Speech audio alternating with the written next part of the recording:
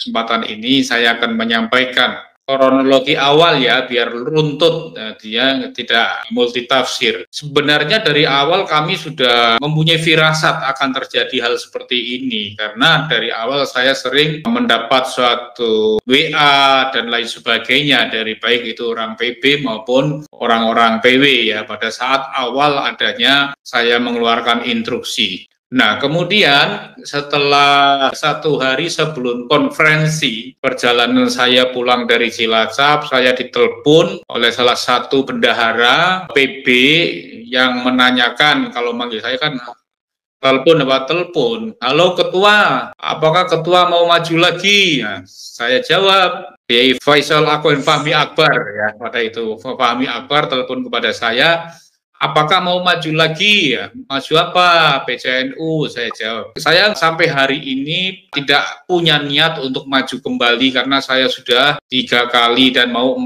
kali ini menjadi ketua PCNU. Tapi yang nggak tahu, nanti kita tunggu rekomendasi dari para pengurus MWC karena yang punya hak suara adalah ketua MWC.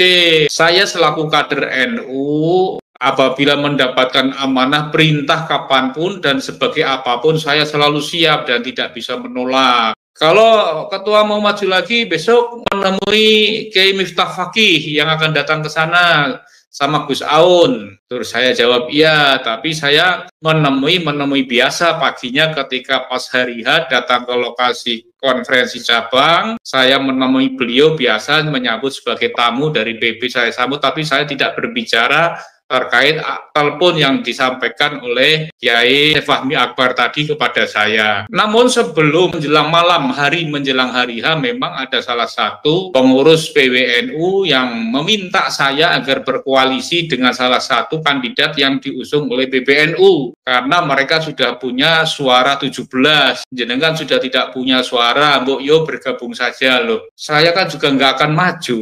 Belum tentu saya maju. Saya dari dulu sebagai ketua NU yang ketiga periode maupun keempat ini saya tidak pernah mencalonkan diri saya sebagai ketua. Makanya saya nggak mau untuk koalisi, wong saya tidak maju. Kemudian pada hari H, pada pelaksanaan memang sudah ramai pada saat itu, termasuk pada pembahasan tatib, kemudian di situ ditetapkan bahwa bakal calon bisa maju ke babak berikutnya ke pemilihan manakala didukung minimal oleh 9 suara pada waktu itu. Ada 3 calon yang maju, yang 2 mendapatkan 55, kemudian saya mendapatkan 15. Artinya hanya 1 calon yang bisa maju untuk tahap berikutnya, cuma saya. Maka karena kedua calon tidak memenuhi syarat minimal suara, yaitu 9, maka saya ditetapkan sebagai ketua secara aklamasi. Nah, kemudian tim formatur, ketika ada pembentukan tim formatur ini, saya dibisiki oleh salah satu Khatib Suriah yang datang ke situ. Tolong ketua PBNU dimasukkan tim formatur, biar SK-nya cepat turun. Saya masukin tim formatur itu. Tim formatur saya masukin, salah satunya yaitu ketua. Sebenarnya di dalam aturan itu tidak ada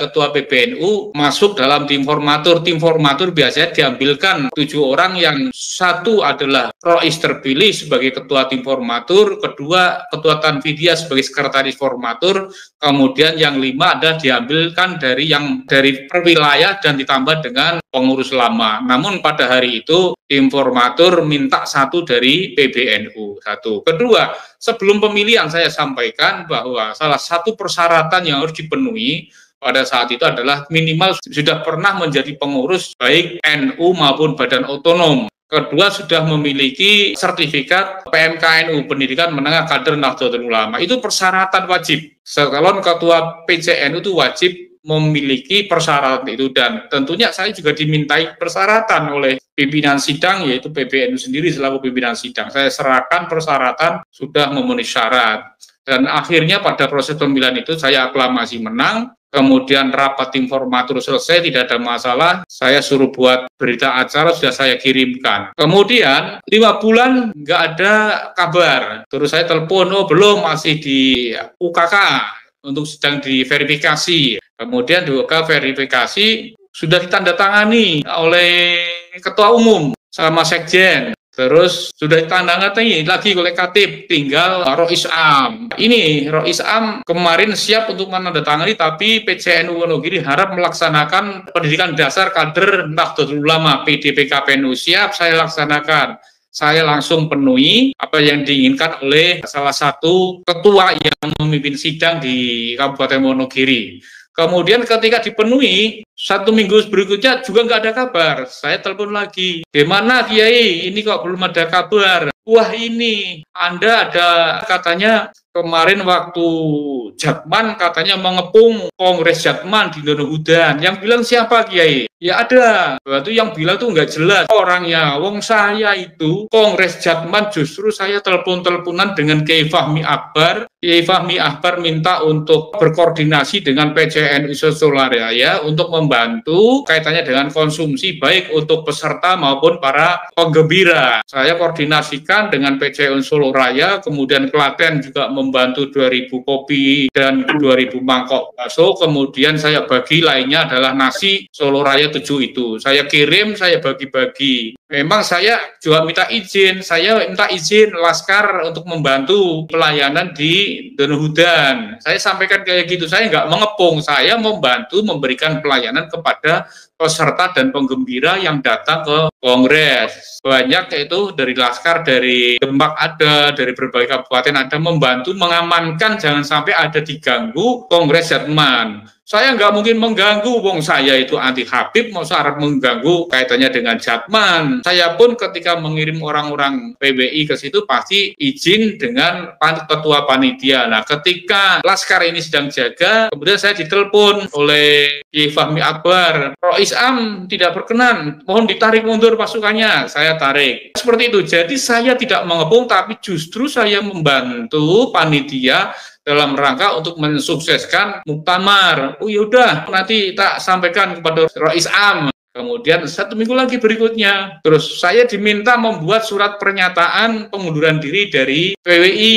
Kebetulan pada saat itu saya juga memang mengundurkan diri dari PWI Jawa Tengah, karena saya kan double di ketua 1 PWI bidang keorganisasian di pusat.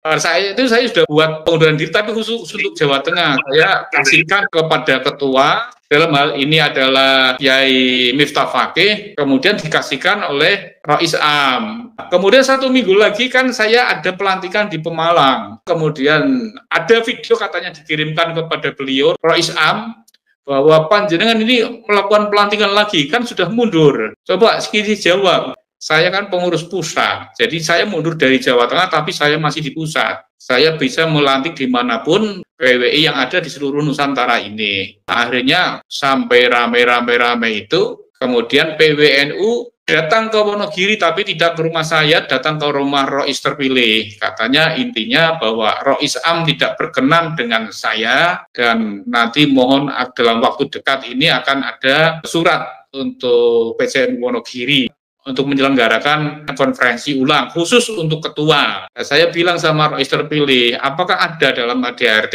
konferensi kok hanya ketuanya saja? Biasanya kalau konferensi kan satu paket.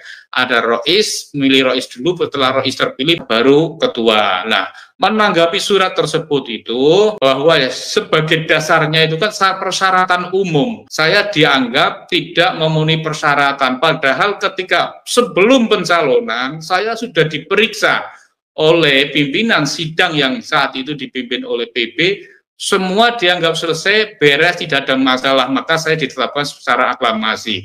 Namun dalam surat kemarin, katanya sesuai dengan pasal ini saya tidak memenuhi syarat. Secara umum ya, pengurusan harian harus seperti inilah.